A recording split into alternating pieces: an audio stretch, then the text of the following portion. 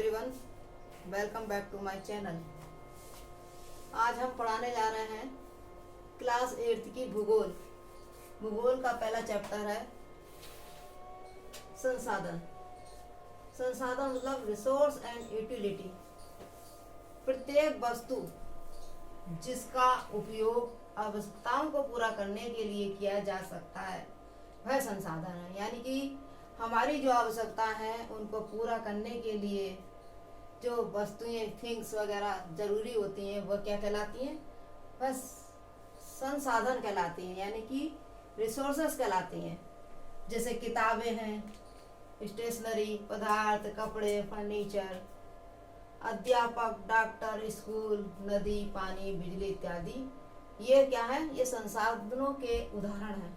जैसे कि हमें पढ़ने की आवश्यकता पड़ती है तो हमें उसकी लिए किताबों की ज़रूरत पड़ती है। पहनने की आवश्यकता तो कपड़ों की ज़रूरत है। और किसी से शिक्षा ग्रहण करनी है तो हमारे लिए अध्यापक क्या बन जाता है? एक संसाधन बन जाता है। या कोई बीमार है तो उसके लिए बीमारी के लिए क्या है? डॉक्टर एक संसाधन है।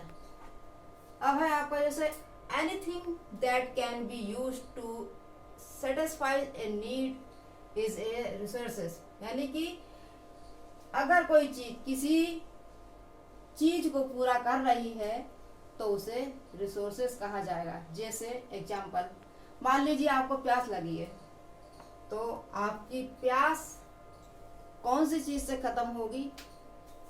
तो वह क्या है? पानी। तो पानी आपके लिए रिसोर्सेस बन जाएगा।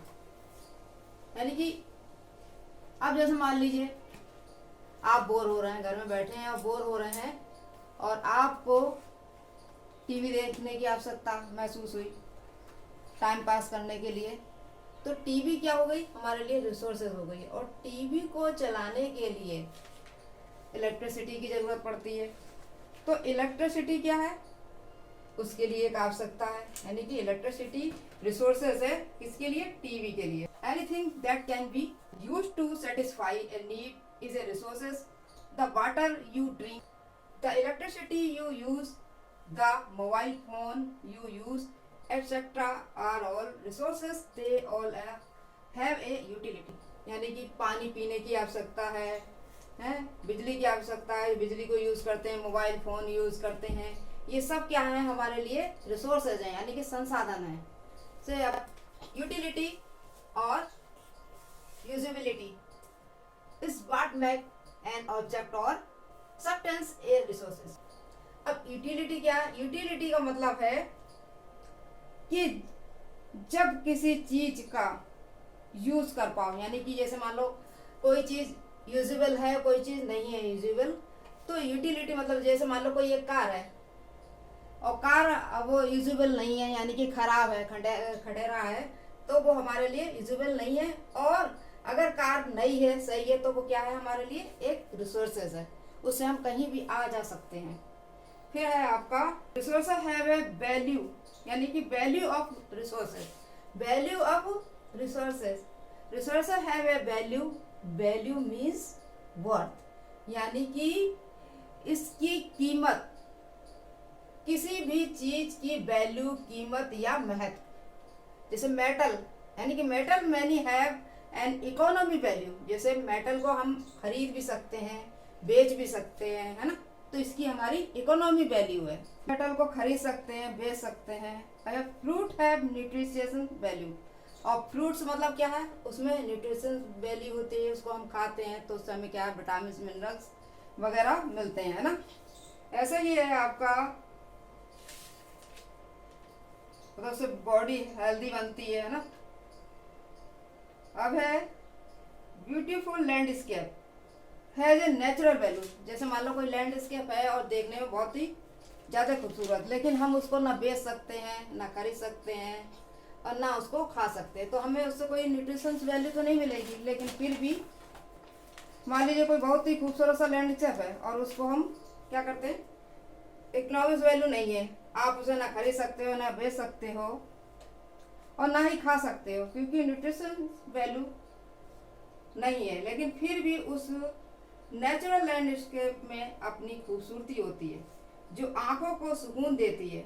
तो हर चीज की अपनी एक वैल्यू होती है, और जो हम इंसान होते हैं तो हमारी तमाम तरह की नीड्स होती हैं, physical needs, mental needs, psychological needs, emotional needs, है ना। All are important to satisfy various of human needs. इंसान को सबसे ज्यादा इम्पोर्टेंट माना जाता है ना। People themselves are most important resources. It is their ideas, knowledge and discoveries that creation of more resources. People are human resources, यानी कि इंसान जो है एक महत्वपूर्ण रिसोर्सेज है, क्योंकि उसके अंदर बहुत सारी नॉलेज होती है, बहुत से आइडियाज वगैरह आते हैं, और उस आइडिया से हम नई नई चीजें बना लेते हैं। जैसे कि पहले क्या था, 400 ईयर्स अगो, यानी कि 400 साल पहले क्या होता था कि हमारे आने जाने का कोई भी साधन नहीं था, ट्रेन वगैरह, बाइक, मोटरसाइकिल कुछ भी नहीं हुआ करती थी। तब लोग क्या था, बैलगाड़ी से आया जाया करते थे, है ना। और कहीं ना इधर उधर आने जाने का मतलब कोई भी मैसेज करने का कोई साधन था। उसके बाद ये मोबाइल्स वगैरह बन गए ना। फिर टाइम द टेक्नोलॉजी, अब क्या है, टाइम द टेक्नोलॉजी है। Technology it is the application of knowledge and skill in doing और मेकिंग न्यू थिंग्स। यानी कि एक तो ये होती है technology, it is the application of knowledge, यानी कि नॉलेज की, है ना। और उस नॉलेज में अगर हमारी स्किल मिल जाए तब क्या है, कोई नया मेंशन होगा, कोई नई चीज उत्पन्न हो सकती है।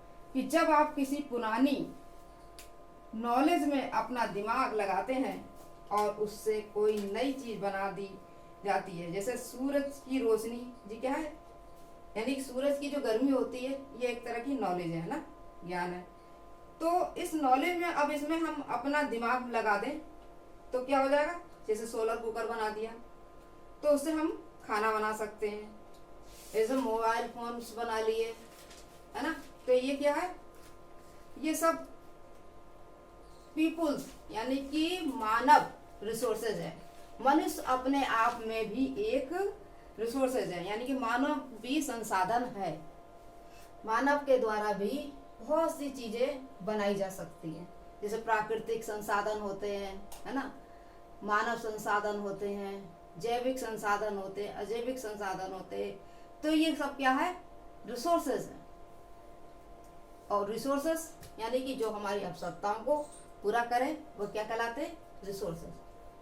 चलो आज यहाँ ही तक सही है, बाकी का कल।